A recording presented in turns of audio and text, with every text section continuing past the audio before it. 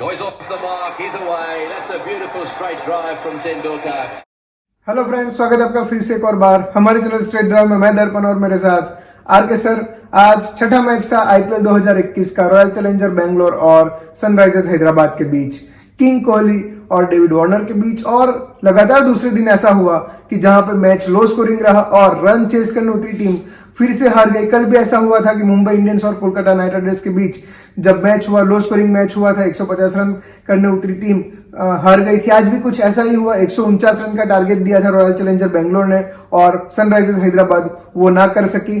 तो सर, चेन्नई में आगे की मैचेस में भी ऐसे ही कुछ देखने को मिलेगा हमें? हाँ दर्पण, क्योंकि वैसे भी ये मैदान पे एवरेज स्कोर 162-63 है जी। अब ऐसे माहौल में चेस करने के लिए उतरी हुई टीम को चाहिए कि वो 10 ओवर के बाद अगर बाजी आपके हाथ में है तो फिर सिर्फ स्ट्राइक को रोटेट करे जी, बिल्कुल, और लंबे हिट के पीछे न जाए जी। लेकिन जो नहीं करना चाहिए था वही हैदराबाद ने किया और उनकी आबाद दुनिया को बर्बाद किया। जी सर, बिल्कुल। लेकिन आज की मैच देख के ऐसा लगा कि कल का ही कुछ रिपीट टेलीकास्ट हो रहा था, क्योंकि कल जिस तरह से कोलकाता नाइट राइडर्स पूरे गेम में पकड़ में था, आखिरी ओवर में उन्होंने ये गेम गवा दिया। ठीक उसी तरह से सनराइजर्स हैदराबाद भी आज 15वीं ओवर तक पूरी तरह से गेम में था और 16वीं ओवर में उन्होंने अपने हाथों से गेम को गवा दिया। एक ही ओवर में 3 विकेट खो दिए सनराइजर्स हैदराबाद ने और पूरा मैच आरसीबी के हाथ में चला गया। कल की मैच से भी हैदराबाद ने कुछ सीखा नहीं।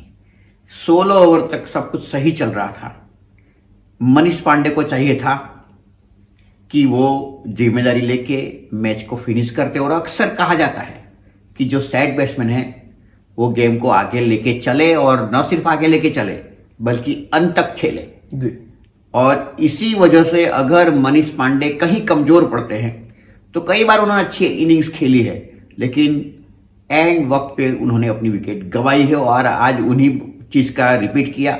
वरना as a batsman Manish Pandey बेहतरीन है, अच्छे अच्छे कैच पकड़ लेते हैं, very good running between the wicket है, लेकिन एक बार सेट हो जाने के बाद आज उनको ऐसे स्ट्रोक नहीं लगाना चाहिए था, जबकि वार्नर का विकेट भी गिर चुका था और बेरिस्टो भी आउट हो चुके थे। और दूसरी बात, सबको पता था कि गेंद पुरानी होने के बाद इसके ऊपर रन मुश्किल से बनते हैं। वो जब गेंद पुरानी हो जाती है तो उनके जो सीम है वो ढीली हो जाती है, उसके बाद स्ट्रोक लगते हैं लेकिन वो उतने पावर नहीं जनरेट कर पाते हैं, और उसी की वजह से अक्सर बाउंड्री लाइन पे खिलाड़ी आउट हो जाते हैं या फिर चौके उतने लगते नहीं हैं। तो ये उन लोगों को समझना चाहिए था। वो सब बार कहते हैं कि हम ये समझेंगे, हम लेसन ये करेंगे, लेकिन जब परफॉर्म करने की बात आती है तब वो नहीं करते हैं और बना बनाया खेल बिगाड़ देते हैं। जी सर, बिल्कुल। लेकिन आज मैं शुरू से बात करना चाहूंगा कि आज टॉस जीतने के बाद हैदराबाद ने पहले बल्लेबाजी का न्योता दिया रॉयल चैलेंजर बेंगलोर को, और रॉयल चैलेंजर बेंगलोर में एक चेंज हमें देखने को मिला। रजत पाटीदार की जगह देवदत्त पडिक्कल को खिलाया गया आज, क्योंकि वो पिछले मैच में कोरोना के चलते उन्हें रेस्ट दिया गया था। आज देवदत्त पडिक्कल प्लेइंग 11 में थे और सनराइजर्स हैदराबाद की ओर से मोहम्मद नबी को बिठा के जैसन होल्डर को टीम में लाया गया, जो बिल्कुल सही डिसीजन था मेरे ख्याल से दोनों ओर से। लेकिन जिस तरह से ओपनिंग स्टार्ट आज मिला बेंगलोर को, तो वो ठीक था। बाद में बीच में कोहली के आउट हो जाने के बाद तुरंत ही एबी डिविलियर्स भी आउट हो गए। राशिद खान ने भी आज बढ़िया ओवर डाली, जैसन होल्डर ने भी आज कमाल की गेंदबाजी की। लेकिन कहीं ना कहीं मुझे ऐसा लगा था आज जब पहली इनिंग खत्म होने के बाद कि वापिस से मैंने जैसे पहले royal challenger Bangalore Mumbai Indians के बीच जो पोस्ट मैच एनालिसिस हमने किया था, उसमें जिस तरह से मैंने कहा था कि रॉयल चैलेंजर बेंगलोर का मिडिल ऑर्डर कहीं ना कहीं हमें वीक नजर आ रहा है, ठीक आज भी उसी तरह से एक्सपोज हो गया। जी बिल्कुल। मैक्सवेल खेले, क्योंकि पहली मैच में ऐसा हुआ था कि एबी डिविलियर्स खेल गए थे और मैच को जीता गए थे। आज मुझे ऐसा लगा एबी डिविलियर्स नहीं खेले तो कहीं ना कहीं टीम दिक्कत में हमें जरूर दिखाई दी पहली इनिंग की अब बात करें तो। देखिए, ये यहां पे इतना कहना चाहूंगा कि मैक्सवेल का मैक्सिमम अच्छी तरीके से उपयोग कैसे किया जा सकता है, ये बेंगलोर की मैनेजमेंट ने देखा है और सीखा है। यही मैक्सवेल पंजाब को भारी पड़ रहे थे जी, और उनका हराने में उनका अहम रोल रहता था, और यही मैक्सवेल आज इस साल में बेंगलोर को जिताने में इनका अहम रोल हो रहा है। पिछली मैच में भी अच्छा खेले थे, इस मैच में भी अच्छा खेले हैं। अब देखिए, ये हर तरीके से क्रिकेट खेल सकते हैं मैक्सवेल, और अगर मैक्सवेल को थोड़ा सा सेट होने का टाइम मिल जाए तो फिर वो अपने रंग में दिखाई पड़ते हैं। और ठीक ऐसा ही आज वो उन्होंने कहा भी कि जब हमारे ऊपर पीछे बैट्समैन एबी डिविलियर्स जैसा होता है तो हम अपनी गेम को अच्छी तरीके से खेल पाते हैं, और ठीक उसी का नतीजा उनको मिला भी। और अगर वो मैक्सवेल नहीं खेलते तो आप समझ सकते हैं कि बेंगलोर तो वैसे भी पहले 2 मैच जीतता नहीं है, आज भी नहीं जीतता। जी बिल्कुल सर, लेकिन उसी के चलते 2016 के बाद ये मैक्सवेल के बल्ले से फिर से अर्धशतक निकला है, यानी 5 साल के बाद अर्धशतक आया है मैक्सवेल के बल्ले से। आई होप कि ये अपना परफॉर्मेंस, ये अपना फॉर्म कंटिन्यू रखे और बेंगलोर को जिताते रहे। लेकिन बॉलिंग डिपार्टमेंट में मैं बात करना चाहूंगा सनराइजर्स हैदराबाद की ओर से, तो राशिद खान ने एक बढ़िया ओवर डाली। आप उनका बॉलिंग एनालिसिस भी देखे तो आज उन्होंने 4 ओवर में सिर्फ 18 रन देके 2 विकेट चटकाए। तो कहीं ना कहीं मुझे ऐसा लग रहा था कि राशिद खान को आज पढ़ने में बेंगलोर के बैट्समैन नाकाम रहे, क्योंकि उनकी एक्शन बहुत तेज है। तो तेज एक्शन में गुगली हो या फिर लेग स्पिन पढ़ना काफी मुश्किल हो जाता है, जो कई साल से राशिद खान को कोई भी बैट्समैन उतना पढ़ नहीं पाया है, जिसके चलते राशिद खान इतने सक्सेसफुल रहे T20 फॉर्मेट में। वैसे ज्यादा अक्सर देखा जाता है कि 5-6 साल के बाद स्पिनर को पढ़ लिया जाता है जी, लेकिन राशिद खान में कुछ है बात, तभी तो पूरी दुनिया उसकी कायल है जी। और ये मैदान पे 90 के ऊपर की स्पीड से जो गेंदबाज स्पिन करता है वो अक्सर सफल होता है, और वैसे भी राशिद खान तो कहीं पर भी सफल हो जाते हैं। तो उनका वैसे हैदराबाद की बॉलिंग अटैक का हम अगर बात करें तो हैदराबाद बॉलिंग में कहीं हमें कमजोर नहीं लगता है। भुवनेश्वर कुमार, फिर कहो जेसन होल्डर, ये सब नटराजन, तो बॉलिंग अटैक तो बहुत बड़ा पावरफुल है। और आज भी उनकी बॉलिंग डिपार्टमेंट ने वो काम किया था जो उनसे अपेक्षा रखी जाती है। और सर फील्डिंग डिपार्टमेंट भी आप देखें तो बहुत बहुत तगड़ी फील्डिंग थी उनकी।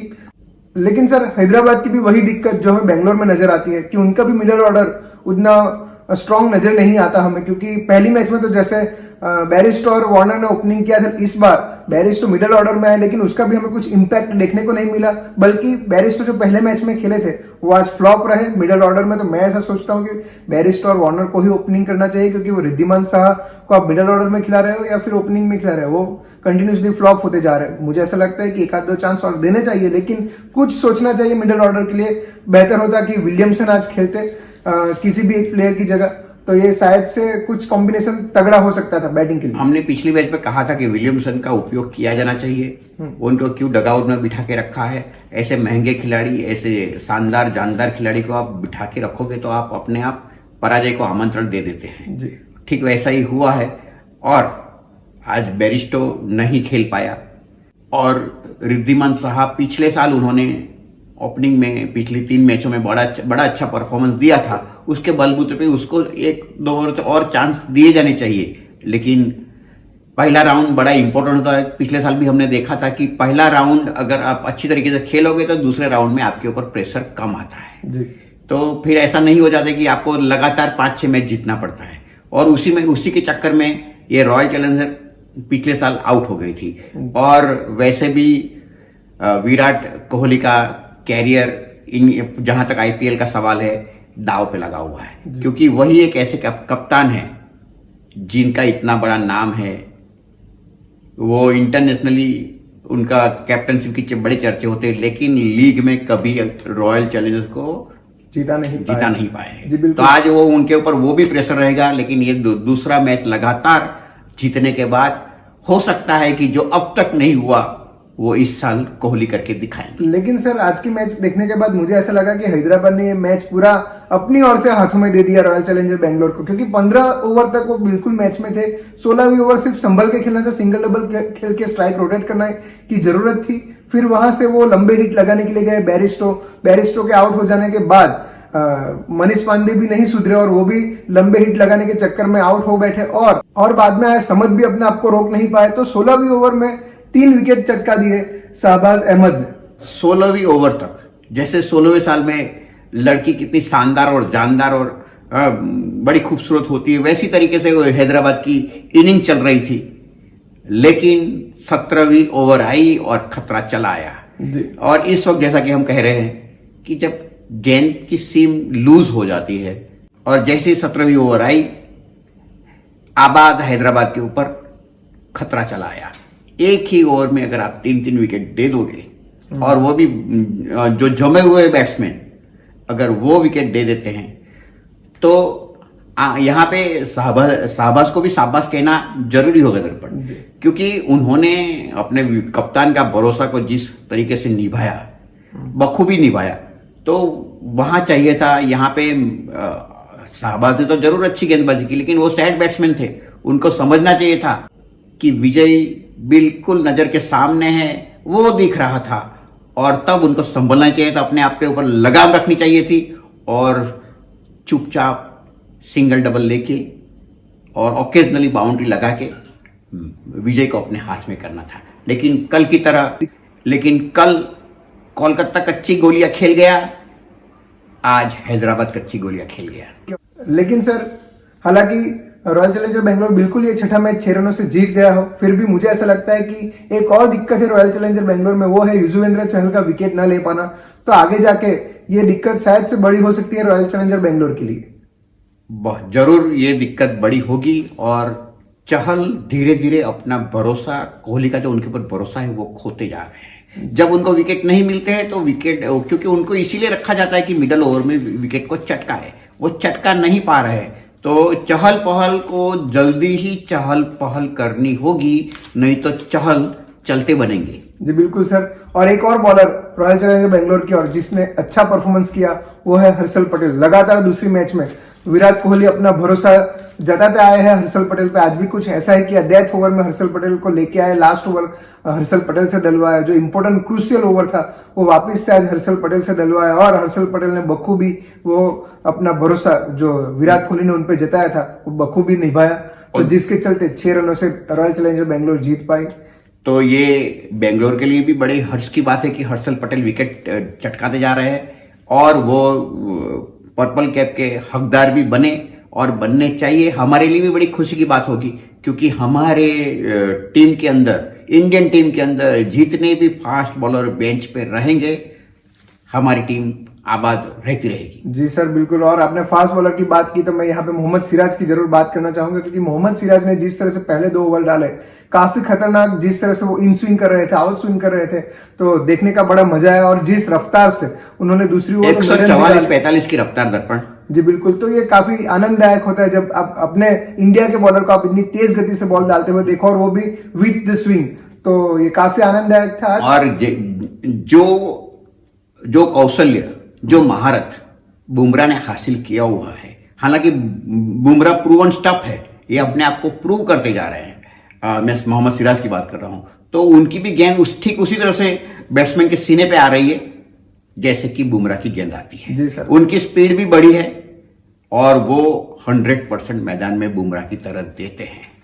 जी सर। तो हमें उम्मीद है कि आपको हमारा ये शो अच्छा लगा होगा, और अगर आपको हमारा ये शो अच्छा लगा हो तो लाइक करें, कमेंट करें, अपने फ्रेंड्स के साथ शेयर करना ना भूलें, और अगर आप पहली बार आए हैं तो सब्सक्राइब करें। आपका दिन शुभ रहे।